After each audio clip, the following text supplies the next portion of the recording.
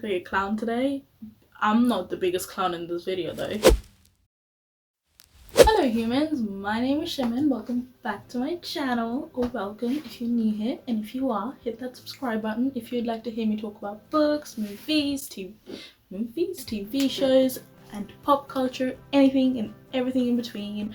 I'm going to try to post videos every Sunday. I just have really Wi-Fi. Today, you've seen the title, you know what I've done. I watched 365 Days. I have some thoughts. I have extensive thoughts, and for those extensive thoughts, I made notes. That's all my notes. I'm not gonna rip the movie to shreds. I do have some good things to say about it. Yeah, we're gonna get into it. I'm not going to tell you too much because I always try to not spoil people. There are some people out there who, when you ask them, oh, what's this movie about? The train starts and it doesn't stop until it gets to the destination. And I'm like, I'm not going to watch the movie now because you just told me what the movie is about. Like, the whole thing.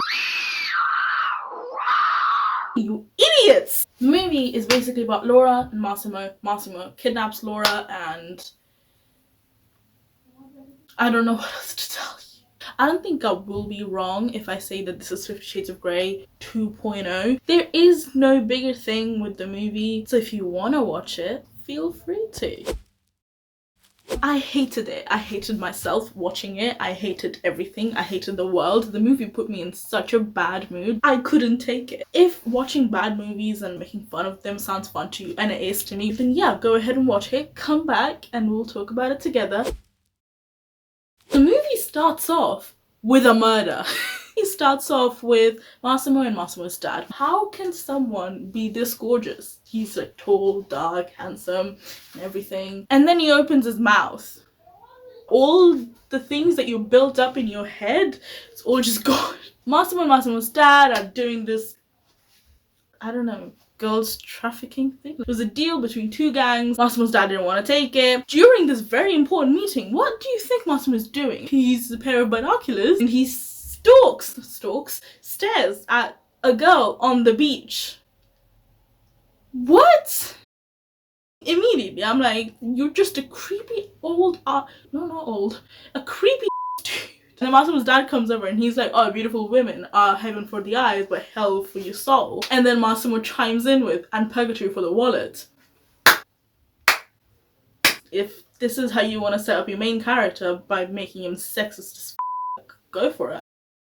Massimo's dad, he's all being nice and everything, giving him a Lion King type speech, and immediately you're like, he's dying, isn't he? And then boom, and the bullet goes through Massimo's dad and just like Massimo gets shot. I thought for a second that they were both gonna die, and I was like, oh, that was quick. And then the movie cuts to 5 years later with the poppiest song in the entire world. Also, what I've noticed that movies like this, 50 Shades of Grey, After, 365 Days, they all have like best soundtrack. Why do they always end up with the good songs? It's because like the movie's terrible and like they don't have anything else to attract the audience with, so they need good music. Speaking of good music, guess who's the artist of 4 of the songs? Yeah, it's the male lead, is this guy. Yeah, he's Italian. He is, and he can sing. He's an artist. We're in this business meeting. Don't know what the hell the business is because it's very poorly explained. Both Laura and Massimo are in business meetings. It's a really nice, interesting choice to kind of like cut the two back and forth, splice the two together to show how compatible they are, I guess, because she's stubborn and he is a sociopath. And then it's an interesting choice, but only if you do it correctly, and it's not done correctly. It just confuses your audience. I mean, either they didn't do a good job of it, or I'm just a clown. Not a clown, I'm just an idiot. In this business meeting, we see Massimo bully the people, and he is blackmailing them into getting his way, and he's the love interest. This is the guy I'm trying to root for? Hell no. Then we see them both get in the car. Laura taking pictures. You know, pictures. As soon as Laura took her phone out to take those pictures, I was like, Laura, haram. We see Laura get home to her boyfriend and she's clearly, you know, wants to, he's like, no, I'm not into it. So, and you have a heart condition. This is the one heart condition we're gonna hear about for like the rest of the movie. And I'm like, that's fine. Obviously, even in a relationship, you can say no whenever you want to. My problem, however, you didn't pack for us yet. We're leaving tomorrow. If your significant other says you haven't packed for us yet, just walk away. Not walk, run for the hills already. Maybe that's how a relationship works, and I just don't know, because hello darkness, my old friend. So the next scene, we have Massimo, who's in his private jet. His manager, I think, something happened with their, white powder. Oh my god, this scene is so uncomfortable. And so there's an air hostess there. Massimo goes to the back of the plane and he draws a curtain. I'm all for frustration hunky-dory. I'm gonna call the act of two people coming together hunky-dory.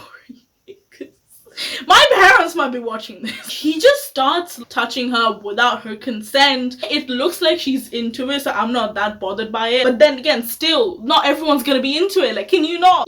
They do the BJ. It gets super aggressive. I don't want to see a close-up of a guy grunting. And the first time I watched this, I was like, oh, so this is what I'm in for. Cool. So the next scene is Laura's birthday party. She just turned 29. So we are at Sicily with her boyfriend and this chick who's on her phone the entire time. My friend's right here. I swear to God, if I ever start being someone like that who's on their phone the entire time, smack me across my face and throw my phone off the highest cliff you can find. Laura's like, I'm gonna go to the toilet. So she walks off, and what do we have here? Massimo the Great. Yay. Are you lost, baby girl? No. My whole body crumpled up like a Coke can. A random man just came and asked you, are you lost, baby girl? You run back to your friends. I'm gonna call the police because that's creepy AF. The next morning after the birthday party, Martin is nowhere to be seen. And Martin comes back, he's like, oh yeah, I went to Mount Etna without you. She just shoves him into the pool. I'm like, you know what?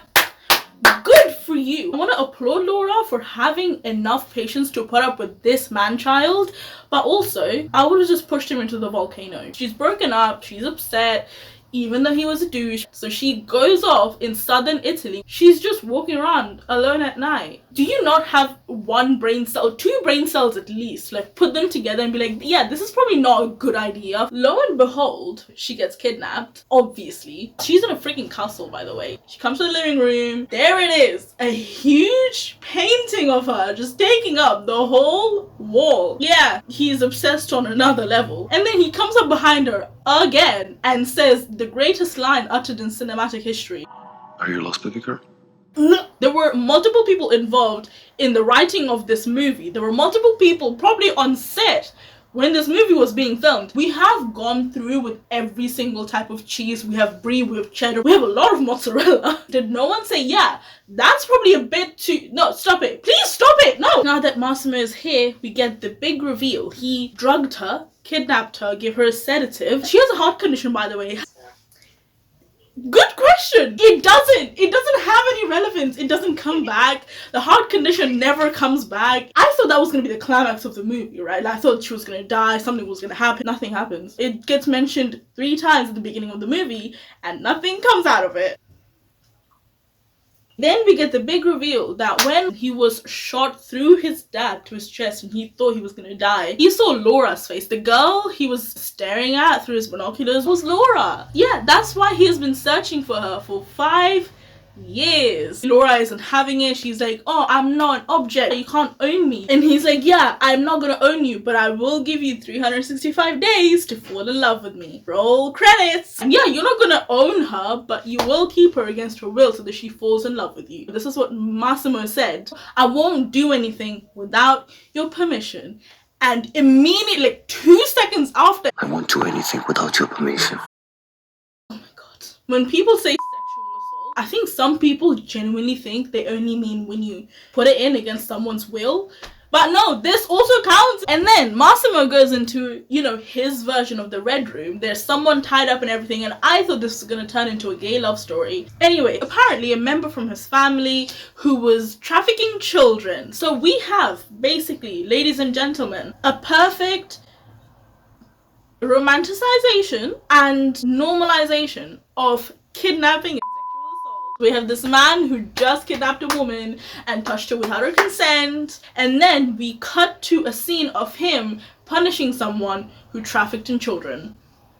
You know, yeah, he raped you, but it's fine because he's a good guy, because he saves kids. Laura's trying to run away, and then you go outside and then you see that him and his men, Massimo and his men, they just shot the guy and she faints again. And I'm like, yeah, sure, he trafficked in children, but you just murdered your own family member. Okay. The next scene is Laura waking up again. By the way, we have 100 scenes of her waking up. Like, that's how the scene starts, every single scene. Did the writer not know how to start a scene in any other way? He's just there watching her sleep. Massimo makes Christian Grey look like Mother Teresa. He tells her that we're gonna go on a flight, they're going somewhere, I can't even remember, for shopping, something. He obviously orders her to do it. He's like, this is not an offer, this is an order. And she's like, oh, don't order me to do anything. He shoves her on the bed, pushes her down, manhandling her and everything, and she just smacks him across the face. And then I had this glimmer of hope that, you know, we're gonna go somewhere, maybe it's gonna get a little more enjoyable, because they just have this banter back and forth. Like, they have this Polish-Italian joke. It's a nice, like, funny moment.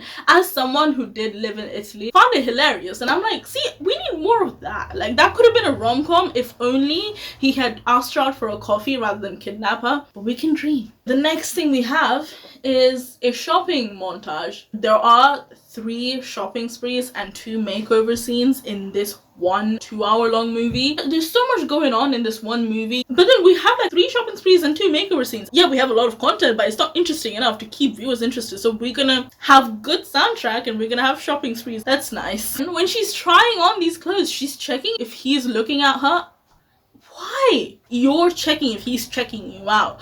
There's a lot of checking. I'm gonna check out of this movie. And then she's trying out some lingerie and he just walks in without her permission. And she's like, why are you here? He goes, oh, I ordered it, so I can see it whenever I want. And then he shoves her up against the mirror.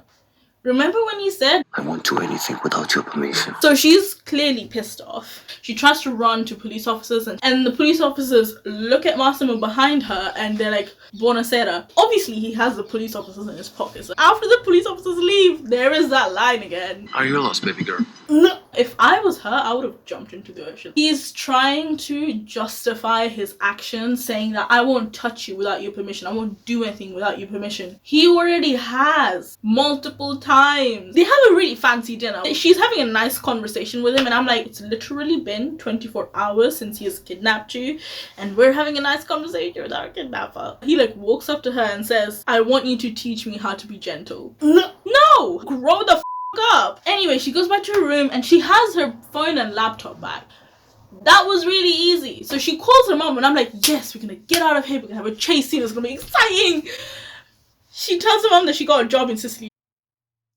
And then the next morning, she wakes up, he's right there next to her. He didn't ask for her consent to sleep next to her. Oh, how cute, how romantic. She goes in the shower and he goes in as well and she is just staring at his ding dong. Aw, I'm gonna stare at my kidnapper's. And then he notices and he comes up to her and he says, Do you want to touch it? No. The scene with the next scene, yeah, that happened. In the trailer, it looks like he's just straight up abusing her, but no.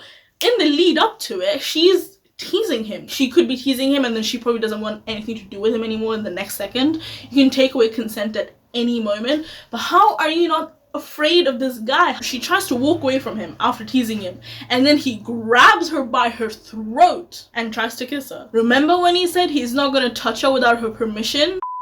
Also, for the longest time I was wondering, like, what was the conversation Massimo had with his family? Yeah, so I'm like obsessed with this girl and I found her, I'm gonna kidnap her. Ask her out for a coffee? No, I want to kidnap her. So we're in this plane, we're going to Rome, and she is struggling so much. She's so disobedient that he has to tie her up in this seat. He starts playing with her. And then he has the audacity to say, you have to earn the pleasure. Remember when he said he's not gonna do anything without her consent? Next thing you know, Laura goes into his hotel room in the middle of the night. Why? And then she takes away her consent. She's like, no, I want to go back to my room. And that's when he starts touching her. Dude! He's like, I'm gonna throw you on my bed and then I'm gonna handcuff you to the bedpost. And then he says, I will do anything I want with you. Remember when he said, I won't do anything without your permission? Once he has tied her up, he goes, I'm gonna show you what you're missing. And then this girl walks into the room and I thought they're gonna do the hunky-dory and then she's gonna see what she's missing out on. No, he does hunky-dory but like with her mouth. What the hell is she missing then? If I describe the scene to you, she's in this purple room, tied up on a bed, and in front of her there's the sofa and Massimo's sitting on it and the other girl's doing hunky-dory with her mouth. And behind him there's a portrait of him petting a lion and Massimo's staring at Laura. I'm sorry I'm putting you through this. He then starts like touching her and everything. And this is the point at which I was like, why is this movie on Netflix the same thing that has Peppa Pig on its website? He like starts touching her up and she's clearly distressed. She clearly doesn't want it. It's not like a brat being bratty in a brat dominant relationship. And I'm just here like, how is this romanticized? I've seen tweets saying, I want a Massimo to kidnap me in southern Italy. Why do you want that? You want to be distressed while he's just you and everything? The next scene is basically them going to a club. She gets told to like stay in this place, but then obviously she doesn't because she's a strong independent young woman. And then she goes into a room and starts pole dancing with this guy who is apparently from a rival gang. So he starts feeling her up and she's clearly not into it. So I'm like, oh yeah, so now you know what it's actually supposed to be like. Basically, sexual abuse from a man who looks like this is okay, but sexual abuse from a man who looks like this is not okay. She wakes up in a yacht.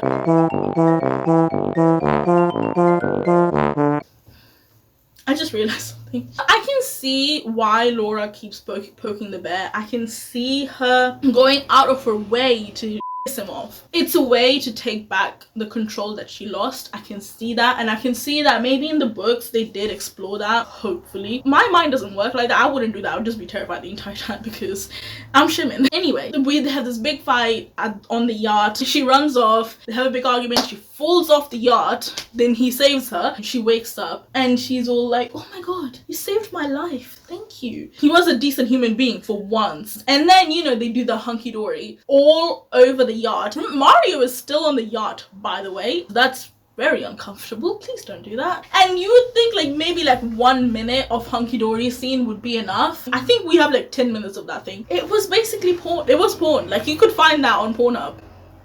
And that was the first time she actually consented, like she initiated the hunky-doriness. But again, I hesitate to call it consent. She has Stockholm Syndrome. She's Stockholm Syndrome Sally at this point. Right out of the hunky-dory scene, we see him, he's swimming naked. I'm so sorry to the fishies. And then he comes out and they're like, yeah, we're gonna go to a ball. We bump into Anna. Who is it? His scorned ex-lover. And we find out that she actually knew about his obsession. How are you in a relationship, in a long-term relationship with a guy who has paintings of another woman up on his walls? Massimo tells Laura that, oh, she might kill you. And then they have another sex scene. The hunky-dory scenes. The hunky-dory scenes in this movie, they have no point whatsoever. I get the first hunky-dory scene didn't need to be 10 minutes long though, and also you don't need hunky-dory scenes over and over and over again. Anyway, so he's scared for her life at this point, so he just books a ticket for her to Warsaw. Even when they're in a relationship, her consent doesn't matter. Even though like she's not a kidnappee anymore. I mean, kinda is because Stockholm Syndrome, but her consent still doesn't matter. She gets to Poland, she goes and sees her best friend, and this is the first time in the entire movie I was enjoying myself because goddamn, Olga, her best friend, she's so funny and sassy. She talks, she's drunk all the time. And I'm like, where were you the entire movie? Laura tells her everything and Olga is like, what the heck? And it's the first time we meet someone with common sense. So when Massimo kidnapped her, the first thing Laura said was, I've got a boyfriend who's going to look for me. Even though like she chucked him into a pool, but okay. He showed her pictures of her boyfriend, Martin, cheating on her. At that point, I had like, you know, warning bells in my head. I was like, how the hell does he have the pictures? And then we find out because Martin runs into Laura in the club and then he's like, please baby, I want you back, I love you. I haven't seen anyone talk about this, so I was really confused as to if it happened or not. If I watched that part back like 3 times. I can't believe this happened and no one's talking about it. Laura gets kidnapped. He gets worried. Then he comes back to his room. Then he sees that Laura has left with all her stuff, and she has left a letter for him saying that I'm breaking up with you. Thanks, Massimo. How cute. Doing everything without her permission, even though you said you won't do anything without her permission. He's like, you know what? I'm gonna go get drunk tonight. So he goes out and then he has his first drink. That's the only thing he remembers from that night. And then he wakes up the next morning with a girl that he doesn't know next to him. And what do you know? Those are the pictures that Massimo showed to Laura to show that he's cheating on her. I'm not saying that this happened, but doesn't it sound awfully like Massimo paid a woman to drug Martin and rape him, take those pictures, and then show them to Laura as evidence that Martin is cheating on her? When Martin was telling his story of getting drugged and then waking up next to a girl he doesn't know, you see the camera pan into Laura's face and Laura realizing what happened. If this happened to a woman, this Netflix movie would be Conversation with a Criminal. Do we only care about a woman getting drugged and raped at a nightclub? Or do we not care about this situation because Martin is a dick? We want him to break up with Laura so that Laura can go off with this guy. So, you know, is okay as long as it's done by your very hot, good-looking kidnapper. If he calls your boyfriend who you want to get rid of, that's perfectly fine. No one's talking about Martin getting raped and that evidence being used against him. This is the biggest problem I have with this movie. So he tries to follow her to her apartment and he makes it to the apartment. She's clearly kicking him out. Massimo is there in her apartment saying, I don't understand what you're saying, but she clearly wants you to get out and leave. And that's when Martin leaves.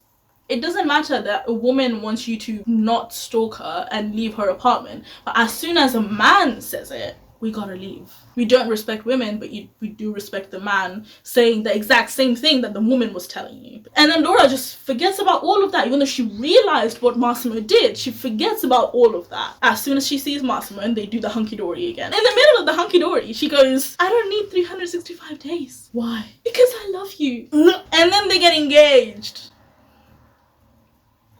You have known this man for like a month at most, and for most of that month, he had you kidnapped and you hated him. Let's go choose the wedding dress, I guess. Anyway, her best friend comes. Olga has a go at Laura. She's like, why are you doing this? Is he making you do this? Are you pregnant? Laura's like, yeah, I'm pregnant. Oh, great. We're gonna add a baby into this. Can I have Olga and Laura? Can someone write a fanfiction of Olga and Laura? Like, I want that lesbian love story, please. Anyway, so they're in the car and Laura's on the phone trying to tell Massimo. And then we find out that Mario got a call from someone saying that they're about to kill Laura. Laura's car goes through a tunnel, doesn't come out the other end of that tunnel.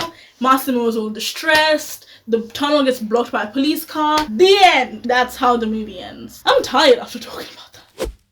First of all, the movie has no structure whatsoever. It has a defined first half, like first third and like second third, but the last part of the movie is just so messy and all over the place. The movie goes like this, and then it just like drops off. You're supposed to have a bigger climax, right? Didn't feel any of that. I mean, it could be because I don't give a shit about Laura. They're in a relationship now, but he still controls who can be her bridesmaid. He still controls what she can wear and can't wear, what she eats, basically everything. It's still a very controlling, abusive relationship filled with, there's so much gaslighting. Oh my god.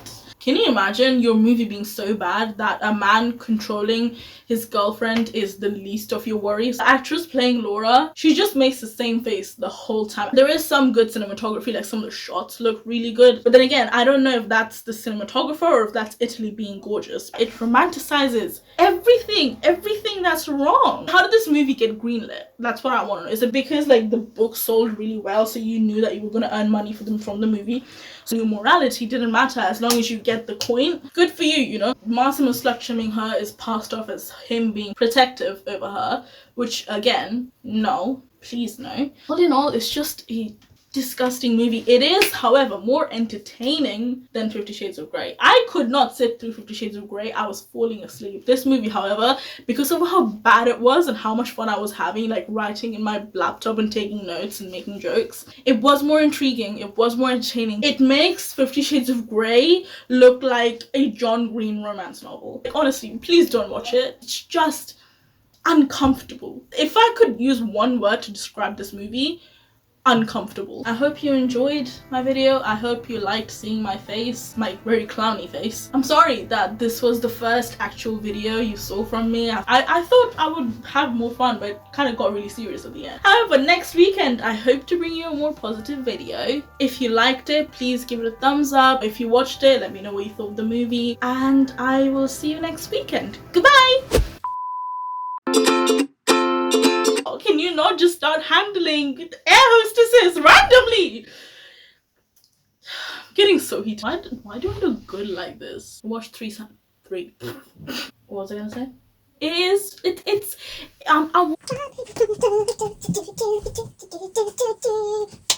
You know his thing? He puts it in the highest hole.